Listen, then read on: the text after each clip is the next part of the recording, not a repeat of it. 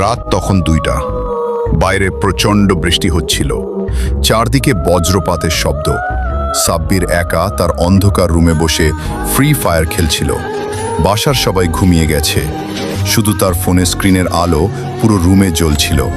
হঠাৎ game invite এলো। Unknown player, নাম death_444। প্রোফাইল ছবিতে কালো একটা মুখ, চোখ দুটো লাল।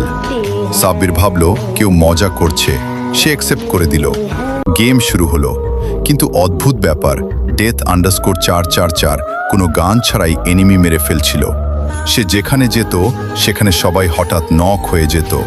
সাব্বির ভয় পেতে শুরু করলো। হঠাৎ তার হেডফোনে ফিস ফিস শব্দ এলো, আমি তোকে দেখছি। সাব্বির চমকে উঠল। সে মাইক অন করে বলল, কে তুই? কোনো উত্তর নেই, শুধু ভারী নিঃশ্বাসের শব্দ। গেমের শেষ জোনে শুধু 2 জন বেঁচে ছিল, সাব্বির আর death_444। ঠিক তখনই তার রুমের লাইট হঠাৎ নিভে গেল। পুরো রুম অন্ধকার। ফোনের স্ক্রিনে শুধু একটা মেসেজ জ্বলছিল, পিছনে তাকাও। সাব্বিরের বুক কাঁপতে লাগলো। ধীরে ধীরে সে পিছনে তাকালো। অন্ধকার কোণায় একটা ছেলে দাঁড়িয়ে আছে, কালো হুডি, লাল